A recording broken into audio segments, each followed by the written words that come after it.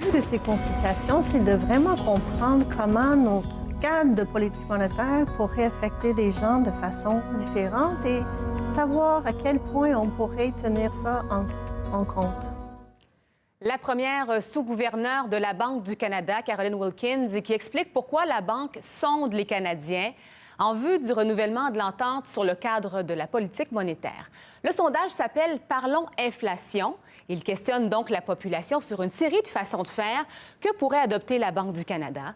Depuis 1993, la Banque a une cible d'inflation annuelle de 2 %, ce qui veut dire que le prix de votre panier d'épicerie double au bout de 35 ans. Dans les années 70, avec une inflation plus élevée, le prix de l'épicerie doublait après seulement 10 ans. Alors, je parle de cette façon de faire avec mon invité, Stéphane Marion. Il est économiste et stratège en chef à la Banque nationale. Bonjour, Monsieur Marion. Bonjour. Alors, le mandat de la Banque du Canada, c'est renouvelable aux 5 ans. Chaque fois, la Banque consulte des experts, des groupes d'intérêt, mais cette fois, on ajoute la population canadienne. Est-ce que c'est une bonne idée, d'après vous? Moi, je pense qu'on a la technologie pour être plus transparent. Je pense que c'est une opération louable. Mais entendons-nous, là, quand même, ce sera peut-être pas un sondage représentatif parce qu'en général, pour naviguer sur le site de la Banque du Canada, c'est un public averti et les questions que l'on pose peuvent être assez techniques lorsqu'on regarde ce sondage-là. Donc, oui, c'est une consultation. Oui, au nom de la transparence, il faut le faire. Mais est-ce que c'est représentatif de l'ensemble de la population? Bien, ça, j'en doute. Parce que le sondage, il prend une dizaine de minutes à remplir. Certaines questions, comme vous l'évoquez, sont faciles à comprendre. D'autres concernent des concepts qui sont un peu plus pointus. Comment encourager les Canadiens, justement, à y répondre? La Banque du Canada a facilité tout ça, mais encore une fois, en bout de ligne, je pense que la décision ultime à savoir si on reconduit ou non la cible et dans quelle mesure on met d'autres barèmes pour influencer la politique monétaire, ce sont essentiellement des consultations qui auront lieu entre la Banque du Canada et les autorités publiques, donc à savoir le ministère des Finances. Donc, je pense que c'est aux politiciens et la Banque du Canada de décider du mandat, consulter la population, d'accord, mais encore une fois, je doute que le sondage soit représentatif parce que les questions sont quand même assez techniques. Il y a une limite, bien sûr, à ce que le Canadien moyen puisse décider justement des choses aussi complexes. L'approche actuelle, M. Marion, c'est d'ajuster les taux d'intérêt pour maintenir l'inflation à 2 %. Est-ce que la Banque pourrait changer cette approche en 2021?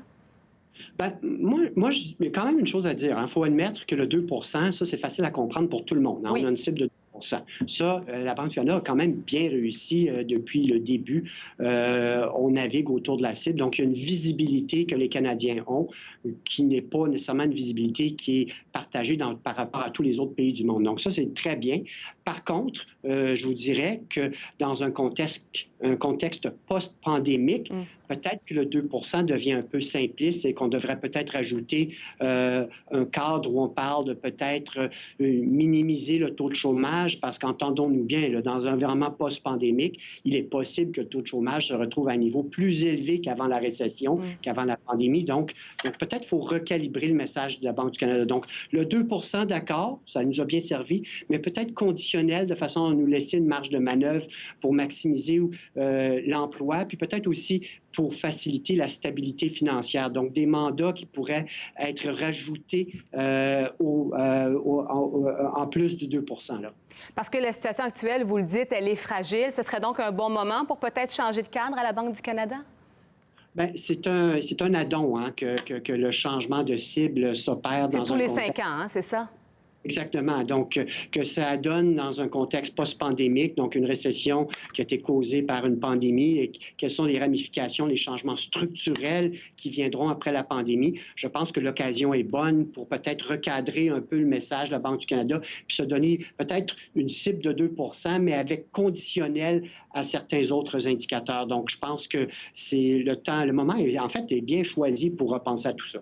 Peut-on s'inspirer, M. Marion, de ce qui se passe ailleurs dans le monde, par exemple, des modèles qui fonctionnent différemment et qui pourraient justement être peut-être mieux dans la situation actuelle au Canada? Bien, on sait qu'aux États-Unis, il y a un mandat double, une inflation relativement stable. Eux, ils ont adopté un peu la mesure canadienne en mettant un chiffre, donc c'est une bonne nouvelle pour la Réserve fédérale. C'est relativement récent.